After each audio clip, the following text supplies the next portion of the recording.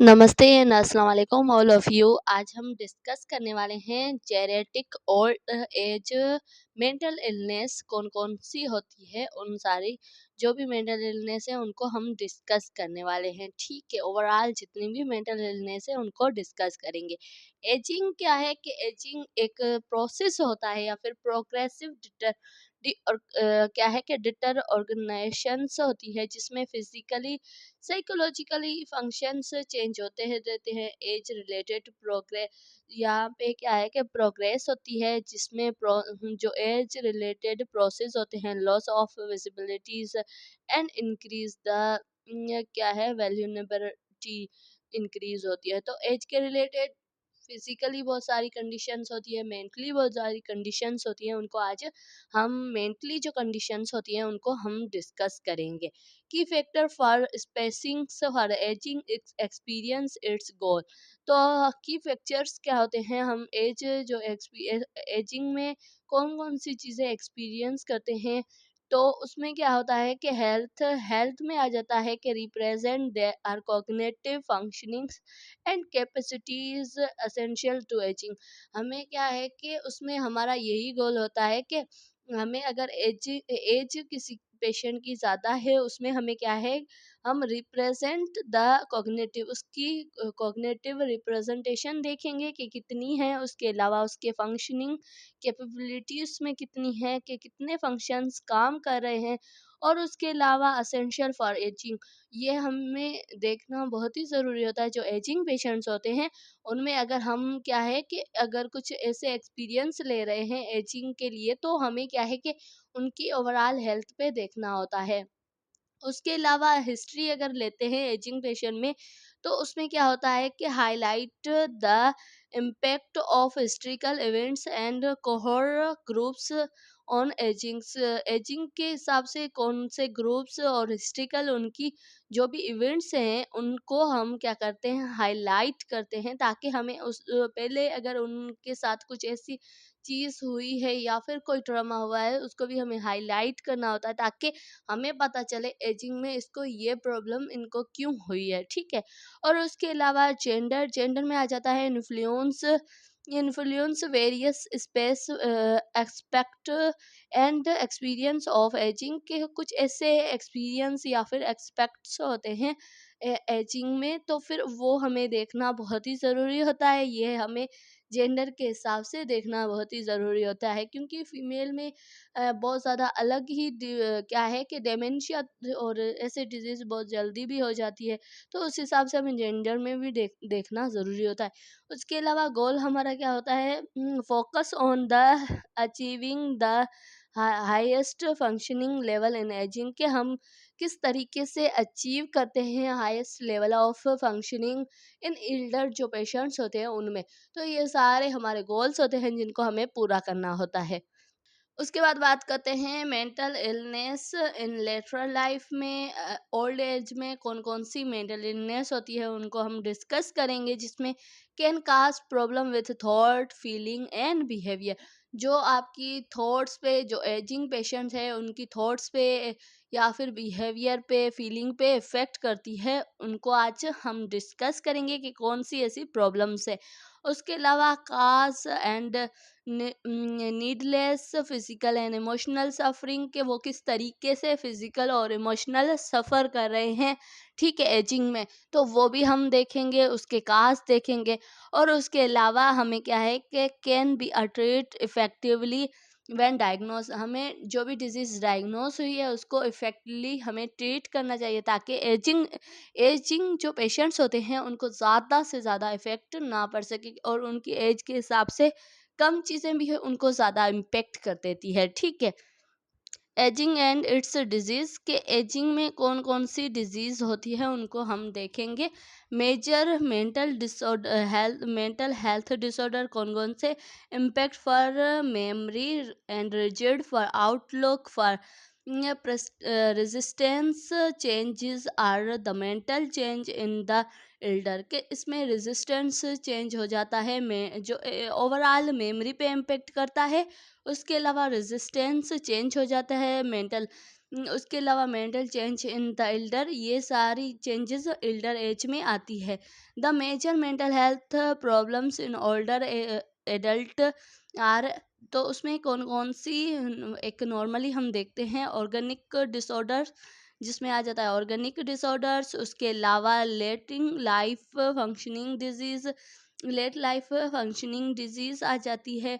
Mood affective disorders आ जाते हैं। Neurotic stress related somatic form of disorder schizophrenia and, ये सारे क्या है कि डिल्यूजल डिसऑर्डर्स, फंक्शनिंग साइकोसिस and psycho active substance abuse use disorders और suicide behaviour, elder age and loneliness में ये सारी चीज़ें आ जाती है कि वो कितना पेशेंट अलोन रह रहा है, सुसाइड बिहेवियर कितना है, और साइको एक्टिव कितना है, और उसके अलावा सब्सटेंस अब्यूज़, वो किन चीज़ों से अब्यूज़ हो रहा है, खुद को कर रहा है। तो उन सारी चीज़ों को हमें क्या है कि देखना होता है, और हमें उन चीज़ों को डायग्नोज करके पेशेंट को देखना होता है। ये सारी मोस्ट कॉमन डिसऑर्डर्स होते हैं, मेंटल डिसऑर्डर, जो पेशेंट में एजिंग में दिखाई देते हैं। ठीक है, उसके अलावा हम बात करते हैं लाइफ इवेंट्स ऑफ एल्डर्स। अगर कोई पेशेंट्स एजिंग है, लाइफ इवेंट्स कौन कौन से हो सकते हैं? रेटिमेंट्स एंड लोअर सेल्फ स्टीम, अगर उसकी सेल्फ स्टीम कम है, या फिर इनकम इकोनॉमिकल इनसिक्योरिटी है, तो भी क्या होगा कि उसको मेंटल डिसऑर्डर्स हो सकते हैं। लॉस ऑफ कंट्रोल, वो सही से कंट्रोल नहीं कर पा रहा है चीज़ों को। Decrease health abuse and neglect and isolation, वो क्या है कि अपनी हेल्थ अब्यूज़ की वजह से निगलेक्ट करे, खुद को आइसोलेट करे, वो भी एक मेंटल डिसऑर्डर में चला जाता है। डिपेंसी मीन्स कि अपने अगर चिल्ड्रन पे वो डिपेंड होता है, वो भी क्या करवाता है, वो भी काज करवाता है mental disorder. Loss of loneliness, ठीक है, लोनलीनेस। उसके अलावा क्रॉनिक, अगर वो ज़्यादा अकेला रह रहा है, तो वो भी क्या करवाता है, एजिंग में अक्सर पेशेंट अकेले रहने के, आइसोलेशन होने की वजह से क्या है, उनकी मेंटल हेल्थ ज़्यादा इम्पेक्ट करती है। उसके अलावा क्रॉनिक इलनेस, अगर उनको पहले से कोई फिजिकल क्रॉनिक इलनेस है, मेंटल कोई इलनेस है, उसकी वजह से भी क्या है कि ज़्यादा मेंटल डिसऑर्डर हो सकते हैं। उसके अलावा सो मैनी मेडिकेशन, ज़्यादा ज़्यादा अगर मेडिकेशन कोई पेशेंट ले रहा है, क्योंकि क्या है, एजिंग में बहुत ज़्यादा फंक्शंस इम्पेक्ट होते हैं, तो उसकी वजह से ज़्यादा अगर कोई पेशेंट मेडिकेशन ले रहा है, तो वो भी क्या करती है, इम्पेक्ट करती है मेंटल हेल्थ पे। और लैक ऑफ केयर गिवर्स, के कोई भी ऐसा केयर गिवर ना हो जो उस एजिंग में उनकी जो है ना ओवरऑल हेल्थ को अच्छा कर सके, तो वो भी क्या है कि नहीं होते, तो फिर उसकी वजह से भी एजिंग पेशेंट में क्या होता है कि ज़्यादा उनको डिजीज़ होने के चांसेस होते हैं। उसके अलावा बोर्डम, तो ये सारे क्या है कि ये वो लाइफ इवेंट्स हैं जो एल्डर को बर्दाश्त करने होते हैं अपनी एल्डर लाइफ में। ठीक है, और उसके अलावा रिस्क फैक्टर इंक्लूडिंग, कौन कौन से ऐसे रिस्क फैक्टर हैं जो मौजूद होते हैं? तो सबसे पहले लॉस ऑफ सोशल रोल, मतलब कि सोशल रोल ख़त्म हो जाता है। एजिंग एज में इतना सोशली नहीं होते हैं, अकेले अगर रहते हैं, तो उनको ये भी एक फैक्टर होता है, रिस्क फैक्टर होता है कि उनको मेंटल डिसऑर्डर हो जाए। और लॉस ऑफ ऑटोनॉमी, उनको ये भी ऑटोनॉमी नहीं होती है, खुद मुख्तियारी नहीं होती है कि वो अपने डिसीजन ले सके, वो कहीं पे जा सके, कुछ कर सके, वो नहीं होता है इतना उनके पास। ठीक है, और उसके अलावा डेथ, अगर उस उनके लव्ड वन की डेथ हो गई है, तो वो भी एक रिस्क फैक्टर होता है कि उनको मेंटली डिस्टर्ब करे। ठीक है, उसके अलावा डिक्लाइनिंग हेल्थ, अगर उनकी हेल्थ बहुत ज़्यादा ख़राब चल रही है, क्योंकि डिक्लाइन हो जाती है एज के हिसाब से, तो वो भी क्या है, ओवरऑल उनकी कंडीशन पे। और उसके अलावा क्या है कि इंक्रीज आइसोलेशन इंक्रीज होने की वजह से क्या है कि मेंटल डिसऑर्डर्स हो जाते हैं पेशेंट को, ये भी एक रिस्क फैक्टर होता है। उसके अलावा फाइनेंशियल कंस्ट्रेंट, जो फाइनेंशियल कंस्ट्रक्ट होते हैं उनकी वजह से कि फाइनेंशियली वो स्टेबल नहीं है, वो भी क्या करवाते हैं, रिस्क बढ़ा देते हैं, आपकी जो मेंटल हेल्थ इंक्रीज कर देते हैं, मेंटल इलनेस को। और उसके अलावा डिक्रीज कॉग्निटिव फंक्शनिंग, अगर कॉग्निटिव फंक्शनिंग नहीं है, मेमोरी लॉस है, तो वो भी इम्पेक्ट कर देती है आपको, कि ना आपको मेमोरी लॉस या फिर डिल्यूशन जैसी डिजीज़ हो जाए। तो ये सारे रिस्क फैक्टर्स होते हैं एजिंग में, ठीक है। और उसके अलावा हम common mental illness among serious के कौन कौन से सीरियस मेंटल इलनेस होते हैं एजिंग में, उनको हम देखते हैं। तो सबसे पहले आ जाता है कॉग्निटिव इम्पेयरमेंट्स, मेमोरी डिजीज़, जो डिमेंशिया है वो होना। उसके अलावा बाइपोलर डिसऑर्डर, जिसमें मूड चेंज होना, कभी ज़्यादा खुशी ज़्यादा गम, ये सारी चीज़ें, एनजाइटी होना, ठीक है, डिप्रेशन से, ये सारे क्या है, वो कॉमन मेंटल इलनेस हैं जो एजिंग में सीरियसली होते हैं, ठीक है। डिलेरियम्स, डिलेरियम में अगर हम बात करते हैं यहाँ पे, the conditions of severe confusions and rapid change in the brain functioning. Severe क्या होगी आपकी, जो डिलेरियम है ना, वो कंडीशंस में क्या होगा, सिवियर कन्फ्यूजिंग हो गई, ज़्यादा से ज़्यादा कन्फ्यूजन होगी उस पेशेंट को। और उसके अलावा चेंज इन ब्रेन फंक्शनिंग, जो ब्रेन के नॉर्मल फंक्शनिंग होगी उसमें चेंज हो जाएगा, ठीक है। उसके अलावा it is usually cause by the treatable physical and mental illness, और ये यूजली हम इसको क्या है कि ये काज होता है यूजली, तो इसको हम ट्रीट कर सकते हैं, और फिजिकली और मेंटली हमें इसको देखना होता है। ये दोनों मेंटली और फिजिकली इलनेस होती है जिनको हम कास्ट फर्दर ट्रीटेबल, ये हम ट्रीट कर सकते हैं। उसके अलावा क्या है, यूजली अक्यूट एंड इन्फ्लुएंसिंग, ये अक्यूट होता है और इन्फ्लुएंस ज़्यादा से ज़्यादा होता है। And Altered state of Altered state बन जाती है कॉन्शियसनेस की, जिसमें रिड्यूस अवेयरनेस, क्योंकि अल्टर्ड हो जाती है, चेंज हो जाती है, नॉर्मल कॉन्शियसनेस जो होती है उस वो अल्टर्ड बन जाती है, चेंज हो जाती है, तो उसमें क्या होता है, रिड्यूस अवेयरनेस, किसी भी चीज़ के लिए अवेयर नहीं होगा। उसके अलावा क्या है कि एबिलिटी टू रिस्पॉन्स, उसमें इतनी एबिलिटी नहीं होगी कि वो चीज़ों को रिस्पॉन्स करे, इन्वायरमेंट को रिस्पॉन्स करे।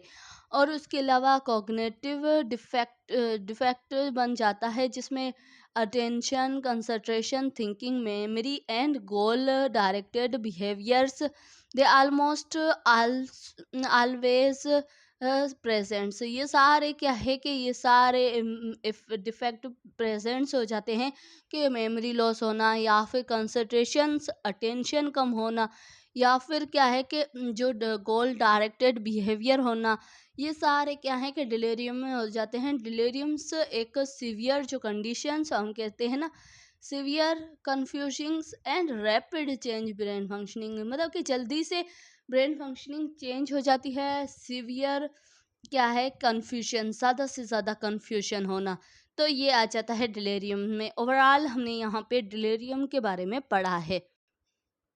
उसके बाद सिम्टम की बात करते हैं। डिलेरियम्स जो डिजीज़ है उसमें कौन कौन से सिम्टम्स आ जाते हैं। इसमें क्या होता है कि रैपिडली जो है ना, आपका मूड चेंज होता है, जो कंसंट्रेशन है उस पर इफ़ेक्ट पड़ता है। तो फिर यहाँ पे altered awareness, disorientations, codings and consciousness, यहाँ पे डिसओरिएंटेड हो जाता है, कॉन्शियसनेस नहीं रहती है, तो ये सारी आ जाती है। क्लाउडिंग कॉन्शियसनेस, और उसके अलावा impaired attention, concentration and memory. और जो डिलेरियम है उसके सिम्टम्स में इम्पेयर्ड होती है अटेंशन, कंसंट्रेशन एंड मेमोरी, ये सारी चीज़ें क्या होती है, इम्पैक्ट होती है, और उसके अलावा इम्पेयर्ड होती है। उसके अलावा unable to process visual auditory stimuli, वो इतना प्रोसेस नहीं कर पाता विजुअल और ऑडिटरी जो स्टिमुलाई होते हैं उनको, क्योंकि उसकी जो कॉन्शियसनेस है वो अल्टर्ड हो जाती है। डिलेरियम डिजीज़ में मोस्टली जो एजिंग पेशेंट्स होते हैं उनकी जो कॉन्शियसनेस होती है वो क्या है, अल्टर्ड हो जाती है, वो इतने कॉन्शियस नहीं रहते हैं जितने एक नॉर्मल होते हैं, जो बंदे वो उतने नहीं होते हैं। उसके अलावा क्या होता है कि visual and auditory stimuli unable हो जाते हैं, इंक्रीज मोटर एक्टिविटीज़ इंक्रीज हो जाती है, रेस्टलेसनेस हो जाती है, anxiety and itchings and misinterpreting illusions and delusions and hallucination, मतलब किन चीज़ों क्या है कि वो एंजाइटी एंड एग्रेशंस हो जाती है, एजेक्शंस हो जाती है, और ज़्यादा से ज़्यादा मिस इंटरप्रेट करते हैं इल्यूशंस, डिल्यूशंस एंड हेलोसिनेशन। ये सारे उसके डिलेरियम के सिम्टम में आ जाता है। स्पीच एबनॉर्मलिटी, वो सही से बोल नहीं पाता है, और डिसऑर्गेनाइज स्पीच बन जाती है। उसके अलावा reduce walk wakefulness and sleep disturb, ये सारे क्या हैं सिम्टम्स ऑफ डिलेरियम पेशेंट में आ जाते हैं। उसके अलावा कॉमन फीचर्स ऑफ डिलेरियम कौन कौन से है, कॉमन फीचर्स होते हैं clinical features for sign and symptom, तो उसमें हम देखते हैं इन inattentions, hallucination, illusions, emotional labilities and altered in the sleep walk and cycle, sleep walk cycle altered हो जाती है, चेंज हो जाती है। उसके अलावा हेलोसिनेशन एक अलग ही डिजीज़ है, वो बन जाती है जिसमें सेंस चेंज होना, अटेंशन किसी चीज़ को कंसंट्रेट ना कर पाए, इल्यूशंस, फॉल्स या फिक्स, क्या है कि उसके एक फिक्स एक उनकी एक अलग ही बिलीव्स परसेप्शन बन जाती है, फिक्स परसेप्शन। और उसके अलावा eventually they are worsenings and symptoms functionings, symptoms बन जा कुछ मिल जाते हैं। और fluctuations symptoms, psychomotor showing for hyper active, और जो डिलेरियम है उसमें जो साइकोमोटर फंक्शनिंग होती है वो हाइपर एक्टिव हो जाती है, सर्चिंग्स एंड पीक बिहेवियर, ज़्यादा से ज़्यादा एक्टिव बिहेवियर। और removing cloth life supports equipment, और क्लॉथ्स और लाइफ सपोर्ट इक्विपमेंट्स रिमूव कर देता है। आईवी हो गया, कैथेटर हो गया, नेजोगैस्ट्रिक ट्यूब हो गया, उन सबको वो क्या है हाइपर एक्टिव होता है ना, उन सारे भी चीज़ों को वो डिलेरियम जो पेशेंट्स होता है उसमें यही सिम्टम होता है, वो सारी चीज़ों को हाइपर एक्टिव होके उन सारी चीज़ों को रिमूव कर देता है। उसके अलावा टाइप्स ऑफ डिलेरियम्स, इसमें कौन कौन से टाइप्स आ जाते हैं डिलेरियम के, the three main type of delirium, जिसमें आ जाता है hyper active and hypo active and mixed. Hyper active में क्या होता है, hyper Altered delirium mostly they always constructions, जिसमें क्या है कि कंसोलेशंस हाइपर एक्टिव डिलेरियम में कंसोलेशन होता है, वो अल्टर्ड ज़्यादा से ज़्यादा एक्ट करता है हर चीज़ के लिए। और उसके अलावा हाइपो एक्टिव में हाइपो अल्टर्ड मीन्स उसके कम वो क्या है कि कंसोलेशंस कम होती है। मिक्स में क्या होता है कि फ्लुएंसेशंस बिटवीन हाइपर एंड हाइपो, वो दोनों के बीच में होता है, कभी ज़्यादा कभी कम। उसकी क्या होती है अल्टर्ड डिलेरियम में अल्टर्ड जो एक्शंस होते हैं, कभी ज़्यादा एक्शन कभी कम एक्शन, सो ये 3 डिफरेंट टाइप्स होते हैं डिलेरियम्स के। उसके अलावा डिलेरियम काज क्यों होता है, फॉर अगर हमें पता हो कि काज क्यों होता है तो हमें क्या है उस चीज़ को प्रिवेंशन करने में जल्दी से जल्दी हमें हेल्प मिलती है। तो इन्फेक्शन हो गया कि अगर ब्रेन का कोई इन्फेक्शन हो गया वो भी डिलेरियम को काज करवाता है। विदड्रा, अगर कोई अब्यूज़ ड्रग्स एडिक्शन थी उसको विदड्रा किया, वो भी क्या करवाता है डिलेरियम करवा सकता है। और उसके अलावा अक्यूट मेटाबॉलिक, जो अक्यूट मेटाबॉलिज्म्स है वो भी क्या करवाता है कि करवा सकता है डिलेरियम को। और उसके अलावा ट्रॉमा एंड सीएनए, जो सीएनए पैथोलॉजी, अगर ब्रेन में कोई इन्फेक्शन हुआ है, बैक्टीरिया इफेक्ट किया है, तो वो भी करवा सकता है ट्रॉमा की वजह से। जो पास्ट कोई ट्रॉमा, अगर चाइल्डहुड ट्रॉमा है तो वो भी करवा सकता है डिलेरियम काज। उसके अलावा हाइपोक्सिया, ऑक्सीजन की कमी होने की वजह से, डिफिशियंसीज, या फिर एंड्रोनिक पैथोसिस and acute vascular toxic drugs, heavy meals, ये सारी चीज़ें वो हैं जो काज करवाती है डिलेरियम को। ठीक है, so thank you so much. और जो हमारा जो नेक्स्ट जो जेरियाटिक पेशेंट के लिए जो इलनेस हैं वो हम अपने नेक्स्ट वीडियो में डिस्कस करेंगे, जिसमें आ जाता है डिमेंशिया, और भी जितनी भी एल्डर पेशेंट को डिजीज़ होती है मेंटल डिसऑर्डर्स, उनको हम डिस्कस करेंगे अपने जो नेक्स्ट लेक्चर है उसमें ओवरऑल।